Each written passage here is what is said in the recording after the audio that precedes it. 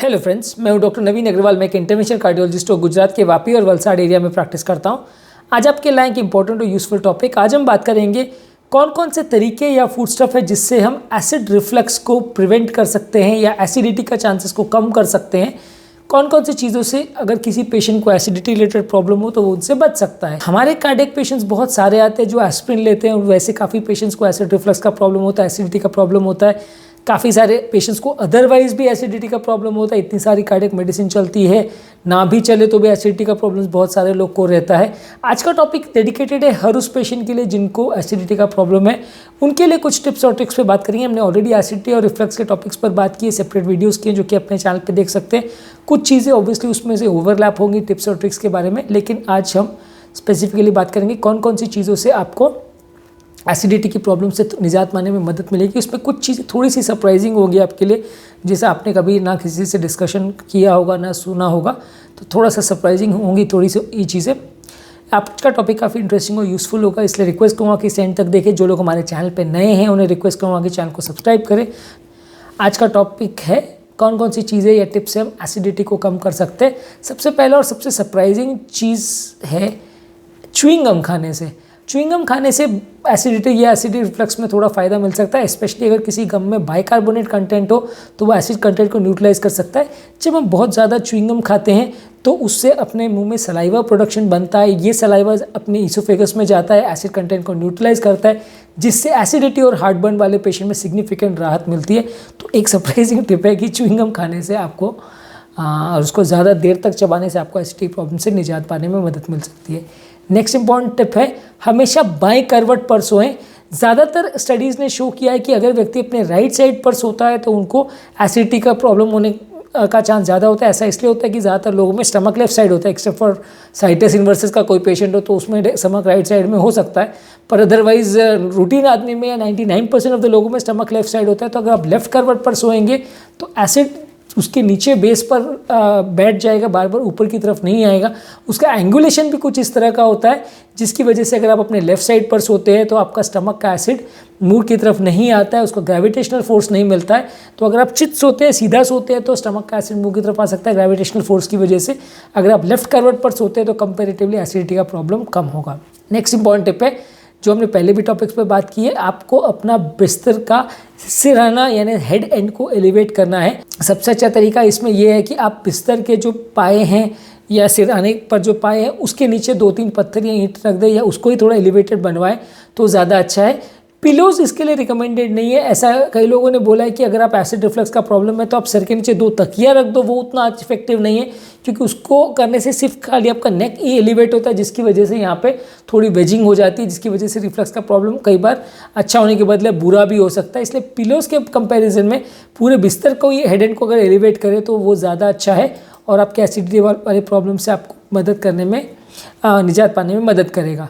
Next important tip है खाना जल्दी खाइए। ज़्यादातर स्टडीज़ ने शो किया है कि जो लोग को रिफ्लक्स का प्रॉब्लम है उनको खाना सोने से लगभग 3 घंटे पहले खा लेना चाहिए, क्योंकि जब हम सोते हैं तो अगर हम चित सो रहे हैं या सीधा सो रहे हैं तो ग्रेविटेशनल फोर्स की वजह से अगर पेट में खाना रहेगा तो वो मुंह की तरफ आएगा। अगर हम 3 घंटे पहले खाना खा लेंगे तो वो खाना पच जाएगा, इंटेस्टाइन्स में चला जाएगा, तो वापस मुंह की तरफ नहीं आएगा। एक स्टडी लगभग 817 पेशेंट्स की थी जिन्होंने ये पाया था कि जो लोग बहुत लेट नाइट तक डिनर करते हैं उनको एसिड रिफ्लक्स का प्रॉब्लम ज़्यादा रहता है। और एक दूसरी स्टडी ने भी ये शो किया था कि जो लोग बहुत लेट नाइट मील लेते हैं उनको एसिड रिफ्लक्स का चांस बाकी लोगों से 5% लगभग ज़्यादा रहता है। तो रात को सोने से लगभग 3-4 घंटे पहले ही खाना खाएं, उसके बाद खाना ना खाएं। नेक्स्ट इंपॉर्टेंट टिप है कच्चा प्याज ना खाएं, पका हुआ या कुक्ड प्याज खाएं। कच्चा प्याज में कुछ एंजाइम्स या हार्मोन्स रहते, कुछ पदार्थ रहते जो आपका एसिड रिफ्लक्स और हार्टबर्न की प्रॉब्लम को बढ़ाता है। इसीलिए एक पुरानी स्टडी ने ये शो किया है कि जो लोग कच्चा प्याज ज़्यादा खाते हैं उनको एसिड रिफ्लक्स, हार्टबर्न और बर्पिंग, एसिडिटी की प्रॉब्लम ज़्यादा होती है। इसलिए अगर आपको प्याज खाना है तो उस पका के सब्जियों के फॉर्म में खाइए, डायरेक्ट सैलेड के फॉर्म में प्याज को कम लीजिए। ये कच्चा प्याज जो आपकी गट की जो इंटरनल लाइनिंग है ईसोफेगस की उसको इरिटेट करता है, एसिड रिफ्लक्स को वर्सन करता है, एसिड सिक्रीशन को बढ़ाता है, उसको वर्सन करता है। तो ये एक और सरप्राइजिंग टिप है कि कच्चा प्याज ना खाएं, प्याज को आप पका करके सब्जियों के फॉर्म में खाएं, कुक करके खाएं, डायरेक्टली मत खाएं। नेक्स्ट इंपॉर्टेंट टिप है छोटा छोटा अमाउंट में फ्रीक्वेंट मील्स खाएं। ये तो देखिए ऑब्वियसली सबको पता है कि अगर आप बल्क में बहुत ज़्यादा अमाउंट में खाना खाएंगे तो पेट बहुत ज़्यादा फुल हो जाएगा, पेट बहुत ज़्यादा फुल हो जाएगा तो ऊपर की तरफ प्रेशर एक्सर्ट करेगा। इसलिए जो लोग मल्टीपल बार खाते हैं, थोड़ा थोड़ा अमाउंट का खाते हैं, वो ऑब्वियसली डायबिटीज़ वगैरह के लिए तो ज़्यादा अच्छा माना ही जाता है। लेकिन एसिड रिफ्लक्स का प्रॉब्लम भी है तो उनके लिए भी ये अच्छा माना जाता है कि आप थोड़ा थोड़ा अमाउंट में खाने को डिवाइड करके खाएं, तो इससे खाने का रिफ्लक्स का प्रॉब्लम कम हो जाएगा। 2 स्क्वायर मील्स खाने का जो इंडियन फैशन है कि हम सुबह नाश्ता करते हैं, उसके बाद 2 बिग मील्स लेते हैं और उसके अलावा मील्स नहीं लेते, वो गलत ट्रेंड है। उसमें एसिडिटी का प्रॉब्लम ज़्यादा होगा।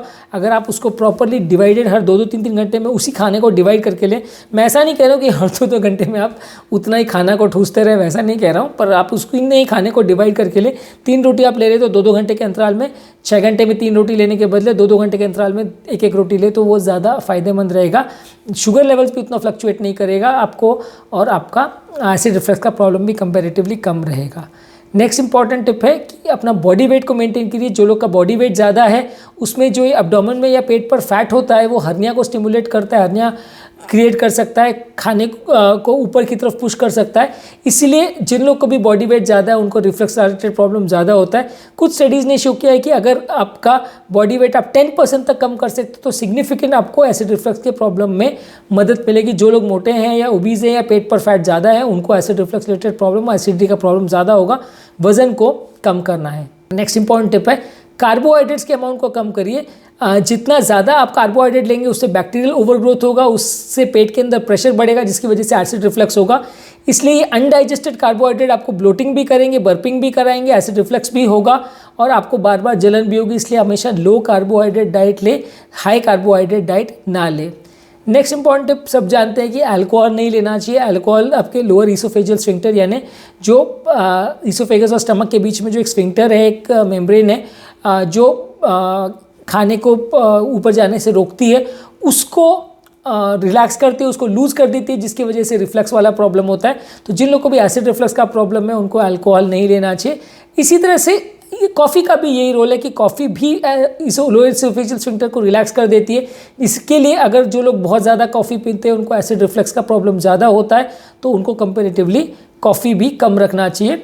सिमिलरली कार्बोनेटेड बेवरेजेस का भी यही प्रॉब्लम है। कार्बोनेटेड बेवरेज में भी अगर जो लोग सोडा या क्लब सोडा, सेल्जर या फिजी ड्रिंक्स या एनर्जी ड्रिंक्स ज़्यादा लेते हैं जिसमें कार्बन डाइऑक्साइड होता है, कि कार्बन डाइऑक्साइड भी आपके अमाउंट पेट के एसिड को बढ़ाता है, एसिड रिफ्लक्स करता है, लोअर ईसोफेजियल स्फिंक्टर को रिलैक्स करता है जिसकी वजह से एसिडिटी का प्रॉब्लम ज़्यादा होता है। नेक्स्ट इंपॉर्टेंट टिप है कि सिट्रस फ्रूट्स को कंपैरेटिवली कम रखिए, यानी कि जो फ्रूट्स में एसिड कंटेंट ज़्यादा होता है, खासकर सिट्रस फ्रूट्स में एस्कॉर्बिक एसिड ज़्यादा होता है। संतरा है, नींबू पानी है, ग्रेप फ्रूट जूस है, इसमें कंपैरेटिवली एस्कॉर्बिक एसिड ज़्यादा होता है। इसको आप ज़्यादा अमाउंट में अगर लेते हैं तो आपका लोअर ईसोफेजियल स्फिंक्टर की लाइनिंग को इरिटेट करता है जिसकी वजह से एसिडिटी कंटेंट बढ़ता है और लोगों को हार्ट बर्न या एसिडिटी ज़्यादा होता है। नेक्स्ट इंपॉर्टेंट टिप है, थोड़ा सरप्राइजिंग है, कि पेपरमिंट को अवॉइड कीजिए। पेपरमिंट हर्बल टी और काफ़ी flavours, candy, chewing gum, mouth wash, toothpaste, काफ़ी चीज़ों में पेपरमिंट रहता है। ये पेपरमिंट आपके लोअर ईसोफेजियल स्फिंक्टर के प्रेशर को रिलीज़ करता है, लूज़ करता है। इसके अलावा जो ब्रेथ फ्रेशनर के लिए लोग मेंथॉल लेते हैं वो भी काफ़ी आपके लोअर ईसोफेजियल स्फिंक्टर को रिलैक्स करता है। इसकी वजह से भी लोगों को एसिडिटी होता है और बार बार एसिड कंटेंट मुंह की तरफ आता है। तो अगर आपको एसिडिटी का या रिफ्लक्स का प्रॉब्लम है तो आप पेपरमिंट या मेंथॉल से रिलेटेड चीज़ें को ना लें। और लास्ट इंपॉर्टेंट टिप है कि आप फैटी फूड कम से कम ले, जैसे फ्रेंच फ्राइज़ है, पिज़्ज़ा है, बेकन है, पोटैटो चिप्स है, सॉसेज है, ये सारी चीज़ों को कम ले।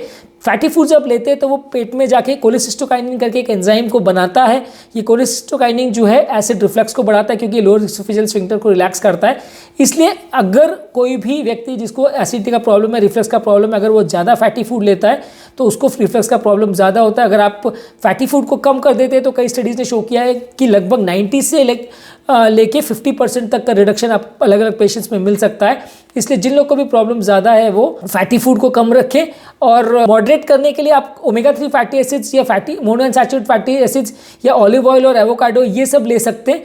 ये कंपैरेटिवली ज़्यादा हेल्दियर है और उतना एसिड रिफ्लक्स नहीं करते हैं। तो आज के टॉपिक में हमने बात की कौन कौन से तरीके हैं, कुछ काफ़ी सरप्राइजिंग तरीके भी है जिनके से आप अपने एसिडिटी की प्रॉब्लम में कुछ मदद मिल सकती है।